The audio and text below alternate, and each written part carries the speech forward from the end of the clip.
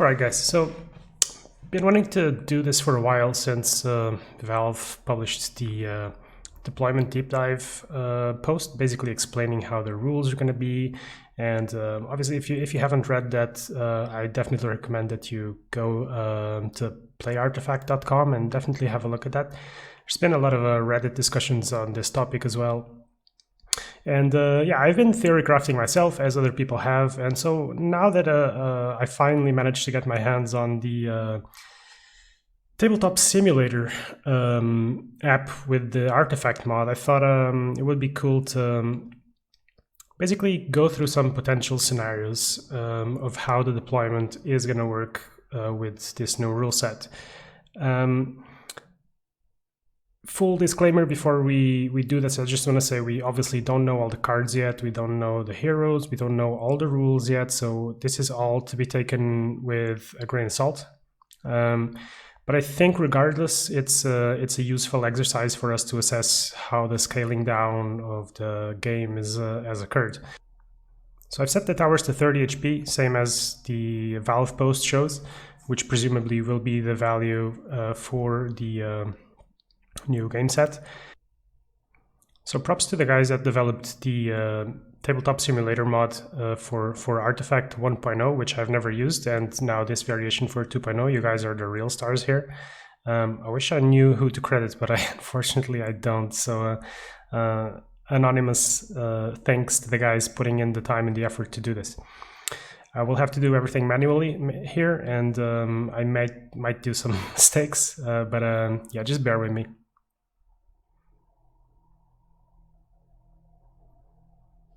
All right, so what we're going to be testing here in this scenario is basically just the first, let's say the first 4 rounds of a game of 2.0 with the new deployment rules. So we're going to be deploying heroes into the innermost 3 slots of each lane. The mid lane will be done in a double blind simultaneous fashion. Then I will deploy a hero onto the off lane, and so will my opponent, and then we will both play corresponding heroes into our safe lanes. Towers HP at 30%. I'm using some 1.0 heroes here because we don't have enough heroes from 2.0 to give the examples, but I think it's good enough to give us a perspective of what's going to be happening. Obviously, disclaimer is that we don't have access to all the cards, we don't know all the rules yet, so it's kind of hard to judge everything properly. Take this with a grain of salt. It's just an exercise to kind of better understand how the first rounds of the game might end up working out for aggro versus mid-range, aggro versus control scenarios, because that's the scenario that kind of interests me the most for now. Now, obviously the towers are at 30% because that's what's been shown in the Valve deployment deep dive post. So assuming that's the value for the current heroes, the new deployment rules seem to favor hitting the towers slightly more than trading with other heroes in comparison to 1.0, and the scale down of the hero stats is a bit stronger than the scale down of the towers. So the towers have a relative buff. For example, whereas Debbie used to hit towers for 9, and they used to be 40 HP towers, so 9, 18, 36, will be 5 hits from Debbie would have been enough to take a tower down, whereas now, where she hits for 4, that's about 7 hits, not counting the tower armor reduction that she gives. But in general, if you compare to other heroes, it seems like overall the tower has been slightly buffed in terms of HP, and that would fit with Valve also stating that the games are a few rounds longer than they used to be. I looked at my own stats and I saw that throughout my 1,000 whatever games, I had an average of about 18-minute game length and about 6.8 rounds, so about 7 rounds, let's put it like that. So the question remains now, how many rounds a typical game of Artifact is going to be, and also how long in terms of actual time length that is gonna be. But let's jump right in. So we've got 3 heroes. One hero that likes to kind of trade with others, or gets a bonus for doing so. One hero with mobility, and one hero that likes to hit towers. So according to that logic, my Debbie is going to be in the safe lane because she likes to hit the towers, and then she can 100% do so in the safe lane. Bounty is most likely to be blocked against the mid-range or control deck because that's going to be their overall game plan. I'm going to be wanting to hit the tower. They're going to be wanting to block that as much as possible. So if they're going to block my Bounty, I want Bounty to be in the list. And lastly, Mirana, she's got a mobility ability, so since she can move to adjacent lanes, she's presumably a very good mid hero. So what we're going to do here, we're probably going to be expecting the player on this side to put Wraith King facing whatever we deploy here, because he can die, he can tank, and it's kind of a coin toss between whether Treant goes mid or goes left really at the end.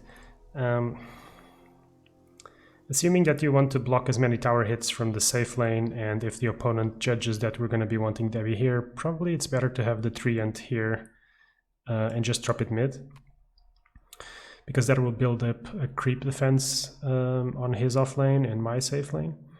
And Debbie's got a 30% chance of being able to block here, and the slot is really irrelevant. So it's a true random rock, paper, scissors, if you will. It's just that you get to choose what you want. So kind of hard for me to do this myself. I could throw some dice to randomly generate that, but since there's a 66% chance that Mirana is going to hit, I'm going to make Mirana hit, and this is going to be the safe lane. So I want Debbie to hit, and I also want her to be mostly to the right so she can avoid creeps as long as possible here.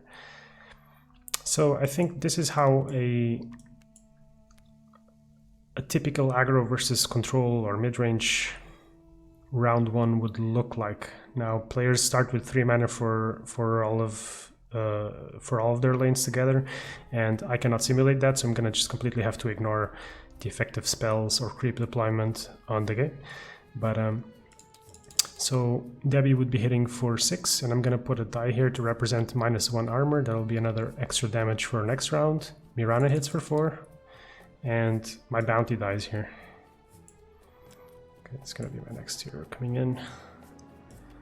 Let's put the heroes like this just to represent next round. All right. So no tower damage done to me here. This is gonna be, oops. Still not quite used to the TTS mechanics. There you go. And this is a -2. So importantly here, since this creep got armor and did not die, Treant gets a creep, an extra creep in this lane, so the creep developing as Treant wants to do. And alright, so let's go into round 2 deployment. I'm gonna put some die here just to represent which round we're at. So this is round 2, beginning of round 2. 2 heroes are gonna be coming in now. One approach here for the green deck would be to try and figure out where my Tinker's gonna come down and just guess. But I think generally speaking, what you want to do is make sure that the damage doesn't get through instead of trying to guess. If I want to push damage through, I have a bunch of options now, because I can now deploy on any slot, not just the middle ones. So this would be a good slot here. There's also these 2 slots here, and then obviously these 3 last slots. So it really depends if I want to concentrate on 2 lanes or if I want to push damage spread out across all 3 lanes.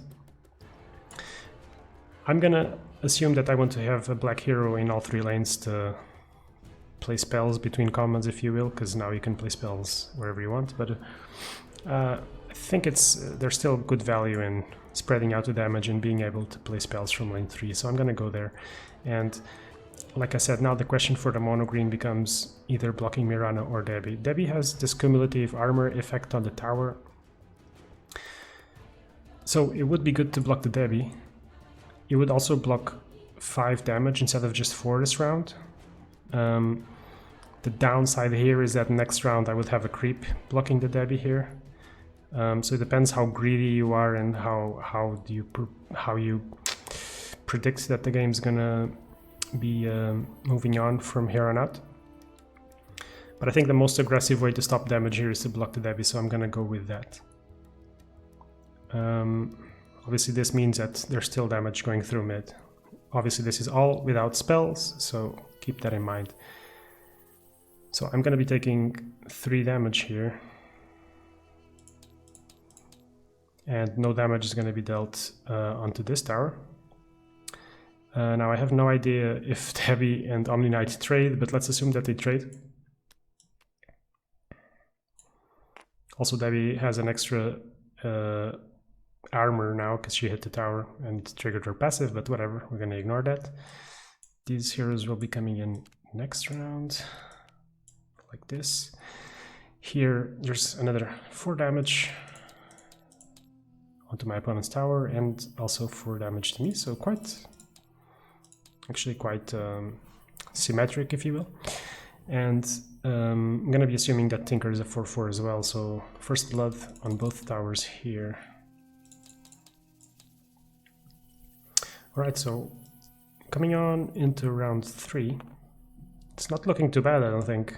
Looks like despite the heroes hitting the tower on 2 lanes, the amount of damage that has been done is not looking particularly impressive. And actually it looks quite symmetric, if you will, despite me being the aggro deck, if you want to call it that. The HP points on all 6 towers are very, very similar. So now that Debbie's died here, another creep is going to be coming in. I still have a slot here to push damage through, so I'm going to put the Debbie there. And the decision for my opponent now is whether to deploy here again or block the Tinker. Not completely clear exactly what the best play is, but following the logic of previous round, I'm going to be... excuse me.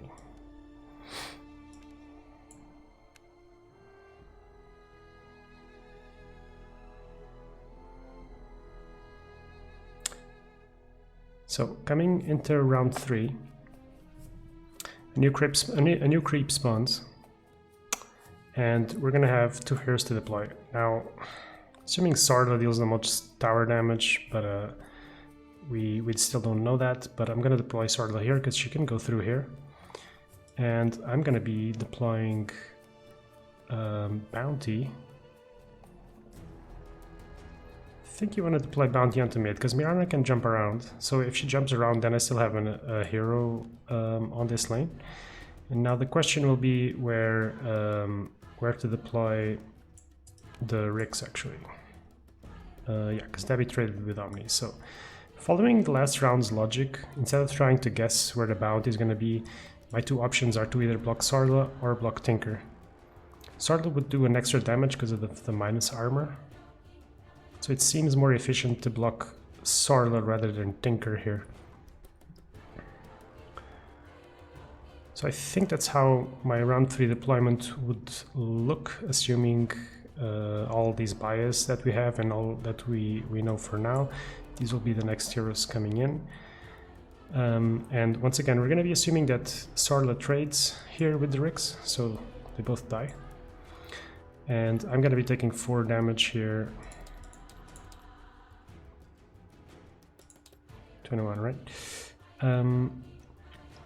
In the mid tower, however, now it seems like I'm doing quite a bit more damage. It's -8. So 14, that's half the HP gone. And once again, in my off lane, both heroes are going to be trading. So that's how the end of round 3 presumably would look like in a game with no spells being played at all. The tree's ability seems like it's really strong without any spells being played, at least. It might also be a consequence of obviously no spells being available, but whatever. So another creep comes down, this lane's full. Whatever we deploy here isn't gonna be relevant. This is round 4, so let's put another die there. I'm still gonna place the Debbie there. So Omni's gonna be coming in and Sarla is out. So I've deployed my Debbie, and opponent has to deploy Omni to presumably block Bounty or Mirana. Mirana can bounce away, so it's not great value to try and block the Mirana. Could potentially block the Tinker though, but this tower is much lower, so it seems like the immediate defensive play is to block this Bounty and go for a trade presumably, and avoid this tower getting too low. As it stands, it looks like 3 is going to be blocking every single point of damage coming through here if I cannot play any spells, and she's going to be, or he's going to be basically taking down this lane by himself. 1, 2, 3, 4 goes down to 17. This creep will die. Let's assume that these heroes are trading.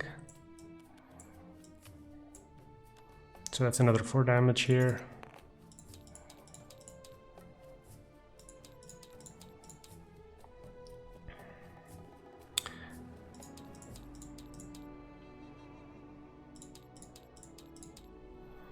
And another 4 damage here. So it looks like heroes are just mainly ignoring each other in the off lane. It looks quite balanced from the way that this played out. In the mid lane, assuming that my hero doesn't clash in round 1, and assuming all of these points that I've made before, it looks like by the beginning of round 5, I could be almost taking down mid tower down 10. It's very seemingly a very low number. The 3, however, here proved to be, over the course of the first rounds of the game, very strong.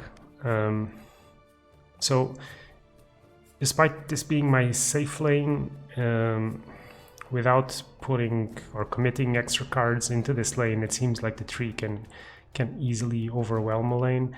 And by the beginning of round 5, without doing anything, he's taking over the lane by himself, managing to take my tower down to 17 while maintaining his at 26.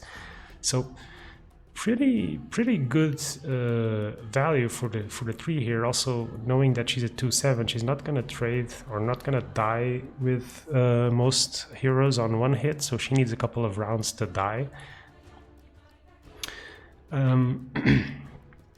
Yeah, so it's difficult to really judge exactly what this means. My impression would be that the black deck would have been able to deal more damage than it actually did to these towers over the course of the first 4 rounds.